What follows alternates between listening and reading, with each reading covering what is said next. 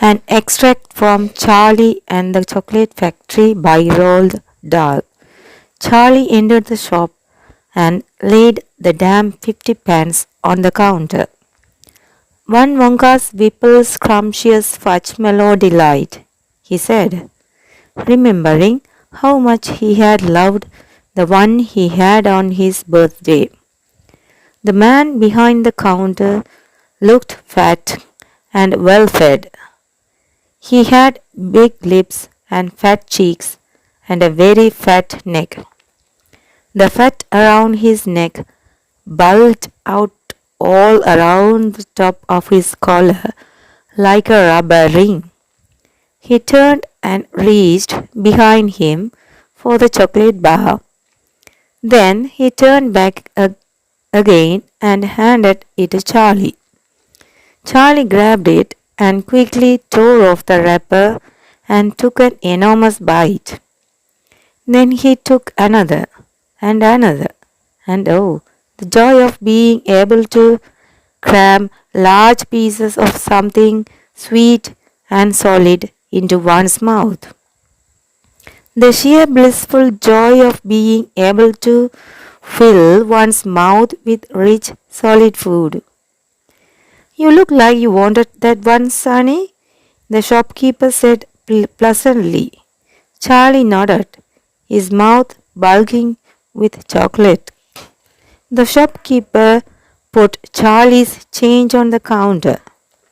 Take it easy, he said.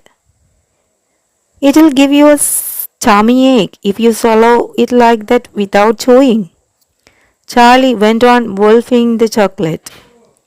He couldn't stop, and in less than half a minute, the whole thing had disappeared down his throat. He was quite out of breath, but he felt marvelously, extraordinarily happy. He reached out a hand to take the change. Then he paused. His eyes were just above the level of the counter. They were staring at the silver coins lying there. The coins were all 5-penny pieces. There were 9 of them altogether. Surely it wouldn't matter if he spent just one more. I think, he said quietly, I think I'll have just one more of those chocolate bars. The same kind as before, please. Why not? The fat shopkeeper said, reaching behind him again and taking another Whipple Scrumptious Fudge Mellow Delight from the shelf. He laid it on the counter. Charlie picked it up and tore off the wrapper. And suddenly, from underneath the wrapper, there came a brilliant flash of gold. Charlie's heart stood still. It's a golden ticket, screamed the shopkeeper, leaping about her food in the air. You have got a golden ticket? You have found the last golden ticket. Hey, would you believe it? Come and look at this, everybody. The kids found Wonka's last golden ticket. There it is. It's right here in his hands. It seemed as though the shopkeeper might be going to have a fit. In my shop too, he yelled. He found it right here in my own little shop. Somebody call the newspapers, quick, and let them know. Watch out. Now, Sonny, don't tear it as you unwrap it. That thing's precious. In a few seconds, there was a crowd of about 20 people clustering around Charlie, and many more were pushing their way in from the street. Everybody wanted to get a look at the golden ticket and at the lucky finder. Where is it? Somebody shouted. Hold it up so all of us can see it. There it is there, someone else shouted. He's holding it in his hands. See that gold shining? How did he manage to find it? I'd like to know. The large boy shouted angrily. 20 bars a day? I've been buying for weeks and weeks. Think of all the free stuff he'll be getting too, another boy said enviously. A lifetime supply. He'll need it. The skinny little shrimp, a girl said laughing. Charlie hadn't moved. He hadn't even unwrapped the golden ticket from around the chocolate. He was standing very still, holding it tightly with both hands while the crowd pushed and shouted all around him. He felt quite dizzy.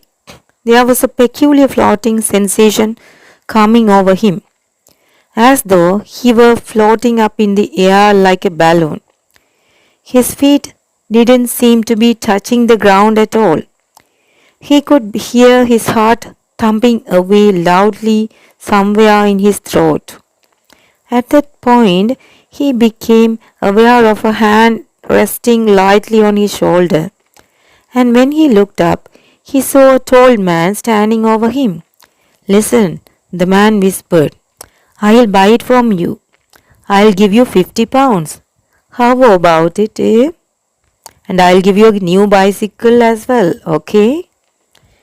Are you crazy? Shouted a woman who was standing equally close. Why, I'd give him 200 pounds for the ticket. You want to sell the ticket for 200 pounds, young man? That's quite enough of that, the fat shopkeeper shouted, pushing his way through the crowd and taking Charlie firmly by the arm. Leave the kid alone, will you? Make a way, make way there, let him out. And to Charlie, as he led him to the door, he whispered, Don't you let anybody have it. Take it straight home. Quickly, before you lose it. Run all the way and don't stop till you get there. You understand? Charlie nodded. You know something? The fat shopkeeper said, pausing a moment and smiling at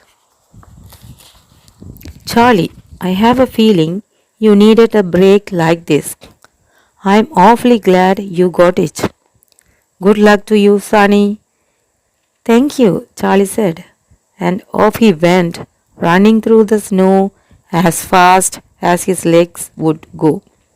And as he flew past Mr. Willy Wonka's factory, he turned and waved at it and sang out, I'll be seeing you soon. And 5 minutes later, he arrived at his own home.